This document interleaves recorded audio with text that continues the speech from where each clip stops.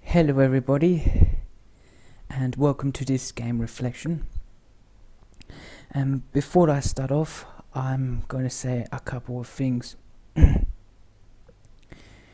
Now, I'm trying this new format because in order to save some disk space, even though I got gigabytes of space on my hard drive on my laptop and on my flash drive, since I'm working on so many projects and I have lots of different clients and so forth, that I need to consider the cost of bandwidth space, if you know what I mean. So all the gigabytes count up. So I'm doing this method as opposed to my DSLR way of recording, in order to cut down on the space I need to use. And the second thing I want to talk about, and I promise I'll lead this back around to Fallout New Vegas, is that there is a specific reason why I haven't made any content for a while, any video content for a while, and it's because of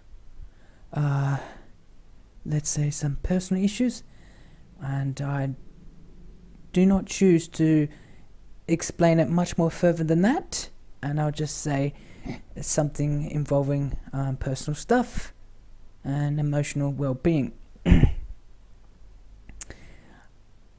In my country,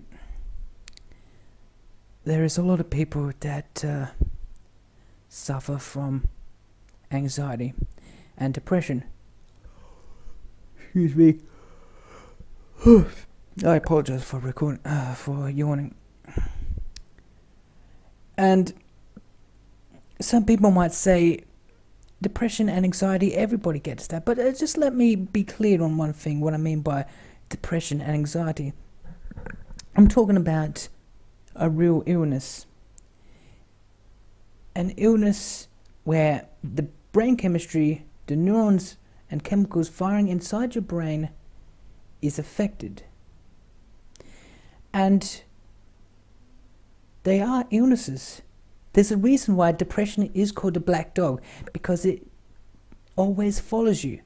It's always there. And anxiety and depression is an illness which is just as insidious as any terminal illness. Anxiety and depression can literally affect a person,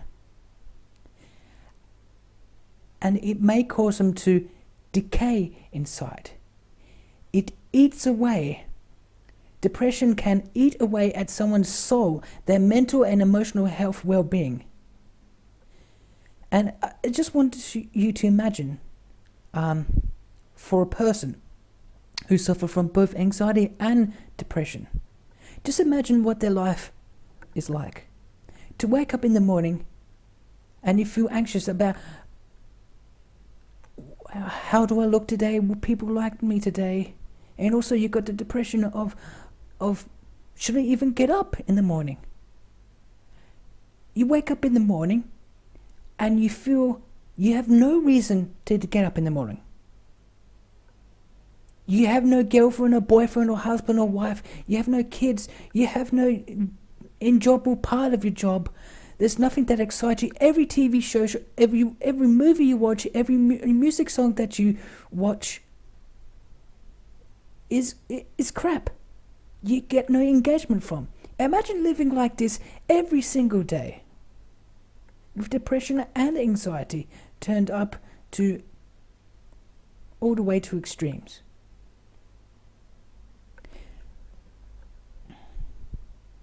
Now, what has this got to do with Fallout New Vegas?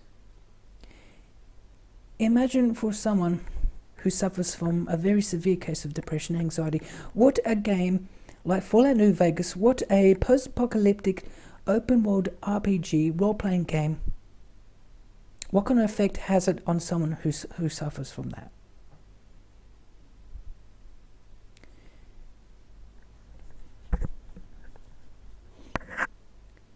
Imagine a real life post-apocalyptic scenario. And I'm not saying I wish that this would happen, that I have some sort of fetish, that I want the world to die. And the post-apocalyptic can be anything: zombies, chemicals. In the Fallout universe, let's use the Fallout universe, the one presented in New Vegas as a template. Nuclear war. Let's say nuclear war wipes out 90% of humanity. It's a terrible thing. And in all likelihood, many of us wouldn't survive, and we wouldn't even enjoy that kind of world. And I'm not saying that I want anyone that I know, any of my friends or family, to suffer such a horrible end. No, I'm not saying that at all. But let's look at it as a fantasy point, because post-apocalyptic fiction gives us that fantasy. So the world of Fallout New Vegas, post-apocalyptic wasteland, 200 years after the bombs fell and destroyed the Earth.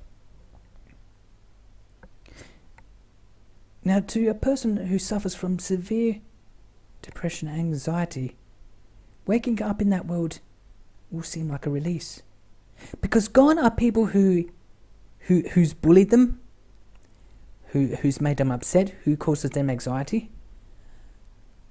Gone are all the mundanities of life, like finding work and responding to obligations, the obligations that you do not wish to be a part of, all the bad experiences that you feel like getting dressed down by someone, like a family member or your boss.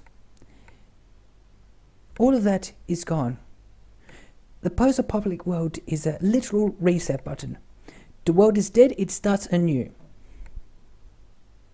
Imagine the appeal of that kind of setting to someone who has no reason to wake up in the morning.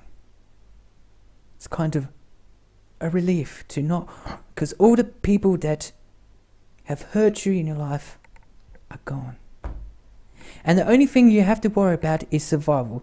Now, granted, in some post-apocalyptic works, there are raiders, but what you really need in a survival situation is water, food, shelter, human companionship. And in a post-apocalyptic setting like the Fallout New Vegas, that is what the survival, those are the things that you should be concentrated on. So it offers, and I'm not pointing to anyone.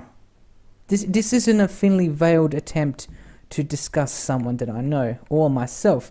I'm just setting these ideas in an analyst format and see where the chips lie.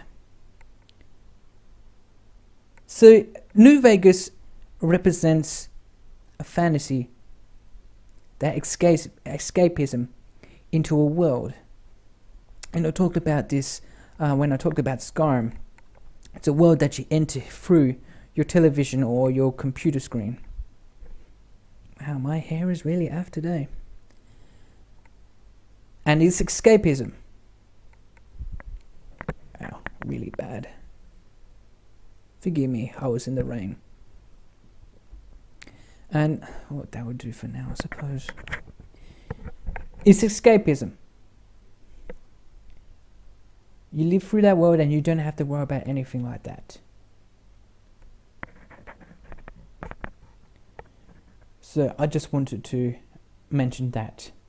The appeal of the world of New Vegas to someone who may suffer from depression and anxiety is escapism, and the fact that most of the troubles are gone. You've got new troubles like super mutants and the monsters like Deathclaws, but everything else, real life troubles, real life monsters, fade for the moment.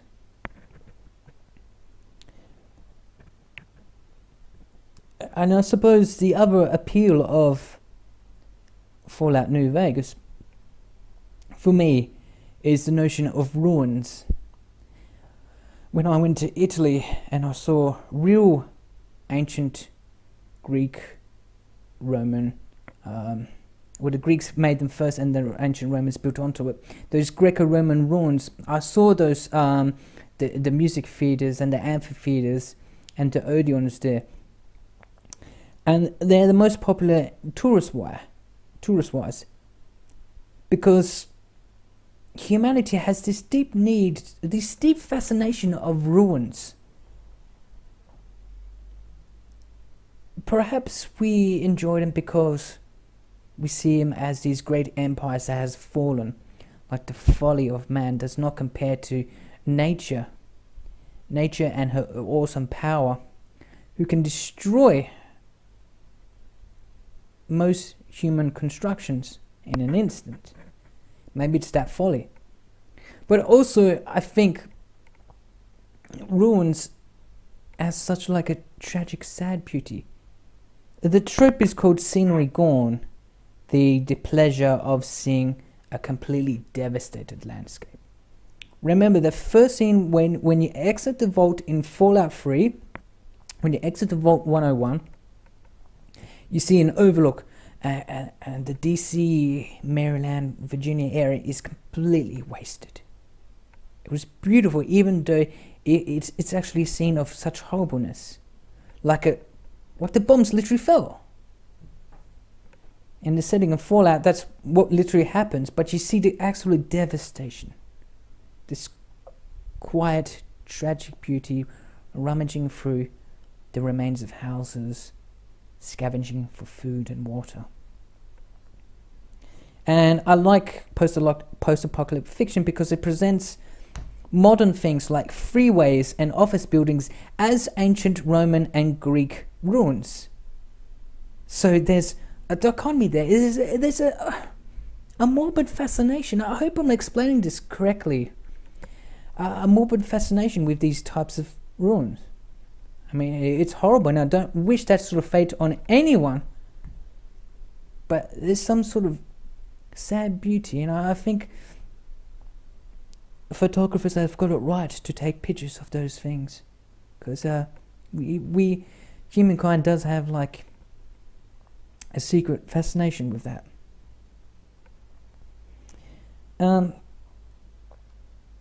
So let's talk about more gameplay specific things other than trope stuff. I like two things that I think Fallout New Vegas did better than Fallout 3. Iron sights, true iron sights. When you look through the, not the barrel of a gun, but the iron sights of the gun. In New Vegas, you can actually it's actually a proper look through the iron sights rather than zooming in as in Fallout 3. Nice touch. Also, the companion wheel. I think it's a much more responsive, much more intuitive, much more interactive. There are a lot more things you can do in the companion wheel in New Vegas, as opposed to Fallout 3 or even Skyrim, where it's just a list of commands. Wait here, let's trade, you hold stuff. In New Vegas, for example, it's an entire wheel, and it's got like kind of icons which dictate what each command says. And you can't always tell. Sometimes you get confused by wait and follow me commands. Sometimes you don't know if you've turned them on or off, because just the way the game responds, you think it's kind of like when turning a light switch off. And oh no, that is a dumb analogy. What I'm trying to say is just sometimes there is some confusion on when something is selected or not, because it doesn't glow or anything. It just changes the picture, so you don't know whether it's on the on state or the off state, to use that electricity analogy from old high school days. So I think the companion wheel in Fallout New Vegas certainly works a lot better than in the games produced by Bethesda, Skyrim and Fallout 3. The other thing which I think is much better is the writing in New Vegas, particularly the language that characters use. In Fallout 3, people swear, they say fucking shit, and it's kind of like how a teenager would swear. They're just using those swear words as a way of saying, like, yeah, I can swear, aren't I cool? I'm so badass. But in Fallout New Vegas, people swear, but they use it in a much more realistic way as modern as people do in real life. They used to punctuate their sentences, and I just feel like the dialogue in New Vegas is much more realistic.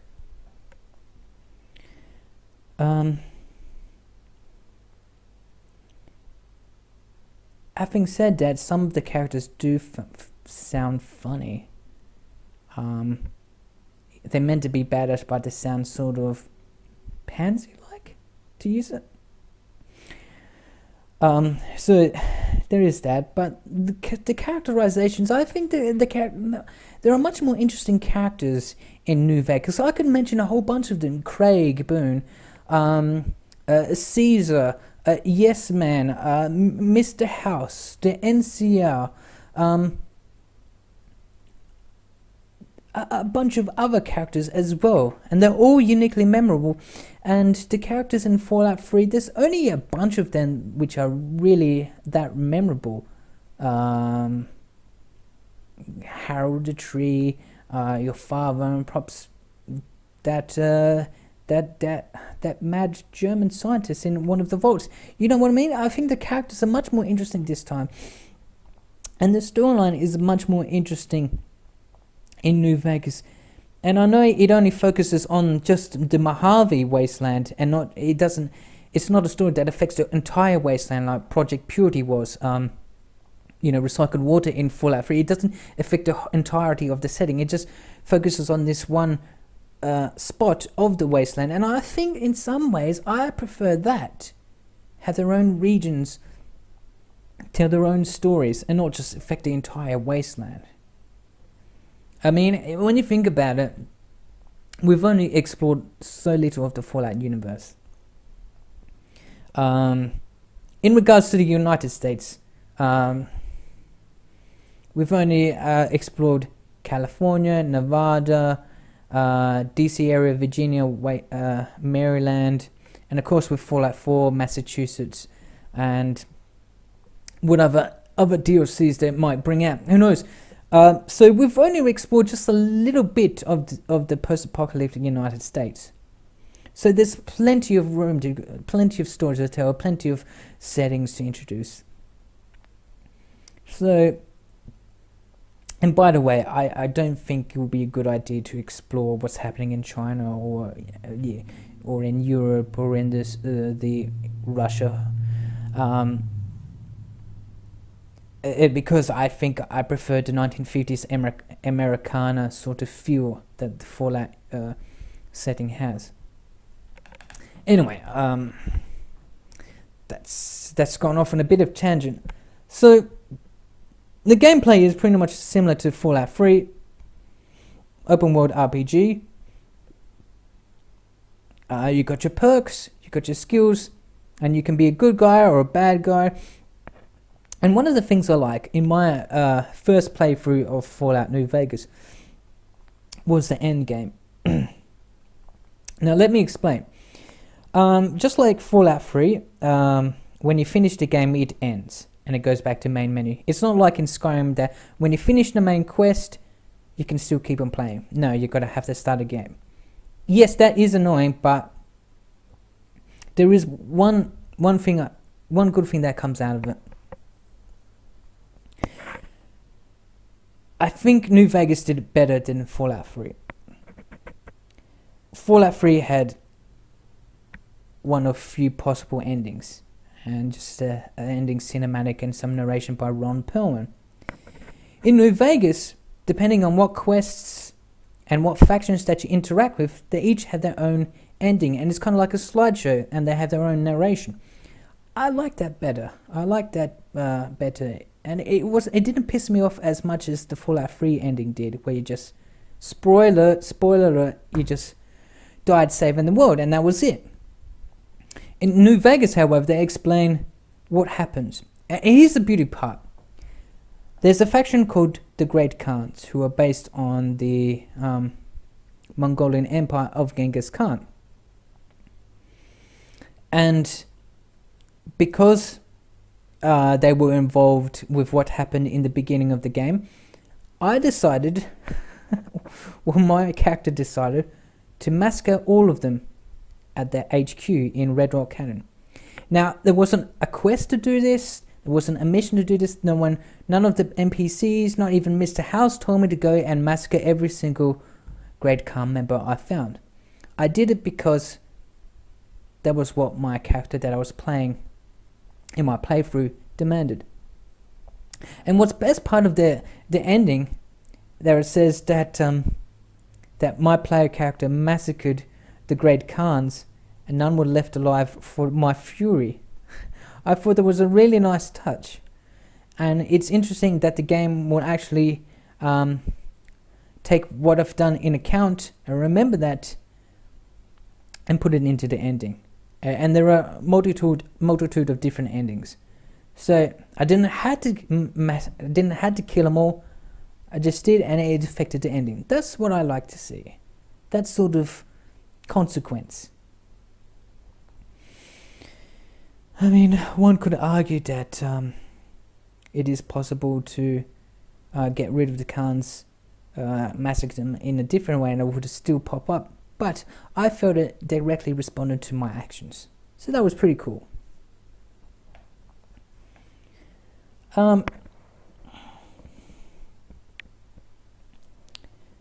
So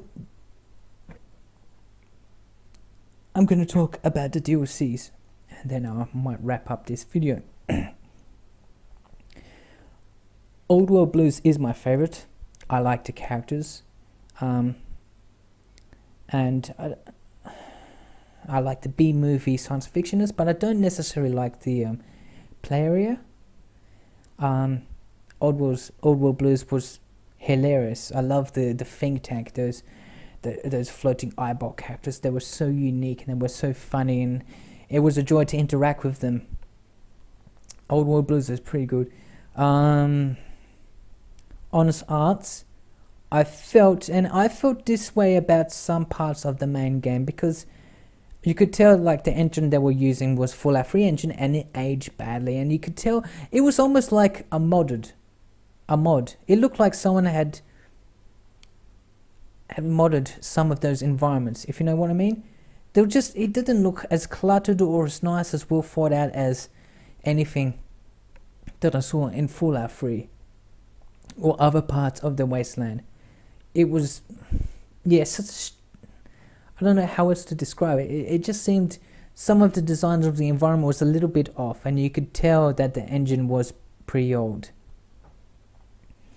So Honest Hearts, I didn't like that much. Now, the Dead Money, the Sierra Madre, it was a fascinating world with the Red Cloud and the Sierra Madre, and the monsters were nice, and the characters were really good. It was just basically a heist, and I loved all the characters you got to meet in Dead Money, but some of the gameplay is really, really tough, and those bomb collars will piss you off eventually. They will piss you off. So I enjoyed half and half of Dead Money. The final DLC, Lonesome Road, I did enjoy that, and once again it kind of felt like, even though it was a playing area that was more destroyed than New Vegas Fallout 3 was, it did feel like at times it was built by someone who wasn't a professional, a modder. I'm not saying that modders aren't professional, I'm just saying that the engine showed its age, that's all. But here's the thing about New Vegas. I was scared to pick up the game. I heard about the game many years ago from a colleague of mine. He suggested I play it. And New Vegas was almost a better game than Fallout 3. Almost a better game. And the reason why I say this is because I know that most of the complaints against Fallout New Vegas is its bugs. Now, almost all Bethesda games has its bugs. They have thousands of NPCs, lots of different items and drops and all sorts of things. They are big, huge, complex games. So there's going to be some bugs, no matter how much you test it. It's just always going to happen. But there's a difference between a bug which is humorous, like the rad scorpions sinking into the ground, and you can only see the little pincers, and game-breaking bugs. Bugs that make the game infinitely less enjoyable and hard to finish. And I've only experienced a few of those instances. Most of the time it just crashes to desktop or frees my PlayStation 3, depending on whatever system I'm playing the game on. But I've never once experienced a game-breaking bug that effectively stopped me impeding my progress, with the exception of a few missions, few quests that glitched out and I was unable to finish it, and that happens.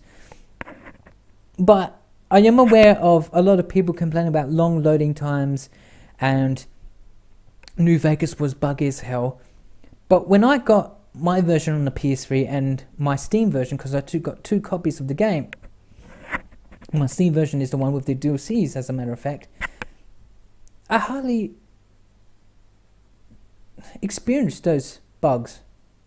I'm not going to say they don't exist, but because these reports I'm getting from the blogs I read and the videos that I watch of people saying about that New Vegas was broken, I think it's real, but I've never actually experienced those bugs. And I was really scared of picking up the game precisely because of its reputation of being buggy as hell. I mean, it may have the best graphics, a game may have the best graphics in the world, hours and hours of content, lots of replayability, but if it breaks, then it's not a game. You're not playing anything, you're just playing something broken. Not good. Not good. You know, those games like that shouldn't be released in that condition if it's really that bad. So that's my thought on the bugs. I mean, there are patches, at least on the PC version, and unfilled patches and stuff like that, mods that fix the game-breaking bugs. But I'm just gonna give you a warning if you're watching this and you're thinking of maybe, would I recommend Fallout New Vegas? I'd say be wary and cautious of these game-breaking bugs, because they do exist. But in my opinion, I think New Vegas does a lot of things better than Fallout 3. I think Fallout 3 is pretty much, in my opinion, superior than New Vegas. But I found a lot of fun in New Vegas. I like the RPG elements, loads of different selections of different weapons and guns, lots of fun quests, lots of quests that make you think, and lots of nightmare fuel and crapsack world moments to make you think. Oh, the vaults, man. The vaults. There, some of them are just plain heartbreaking, the stories behind those vaults. Anyway, I shouldn't tell you about that. That is exploration. That is the key to any game like Fallout New Vegas. It's exploration. And would you enjoy yourself exploring the world of New Vegas? I think so.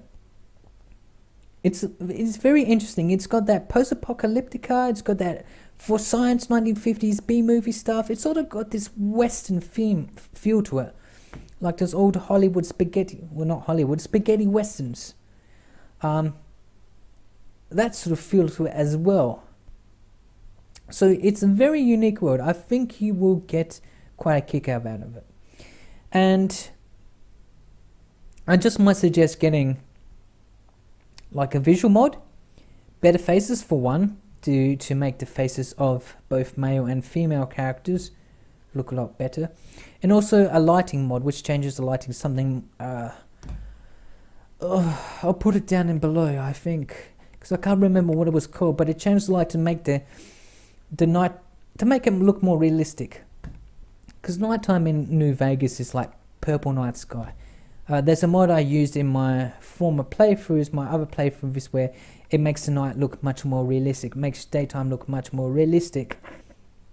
So I would recommend some visual mods in order to play the game, because there is another problem in New Vegas I've just remembered.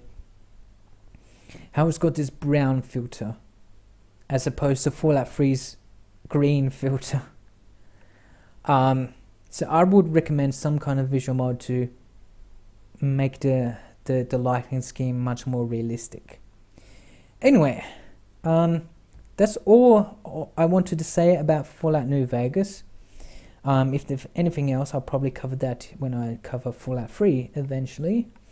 It's a good game, a very good game, one of my favorite games. I wouldn't recommend it to everybody, but if you like exploration, if you like your post-apocalyptica, if you like feeling like a cowboy, then yeah, you should pick it up. But be careful of the bugs, the game-breaking bugs. Invest in some good patches. Okay, everybody. I hope this reflection, this review, this analysis of Fallout New Vegas was interesting in some way to you. Please share your comments below or post a video on YouTube. And I look forward to see your analysis of Fallout New Vegas. Alright. Thank you for watching. Good night.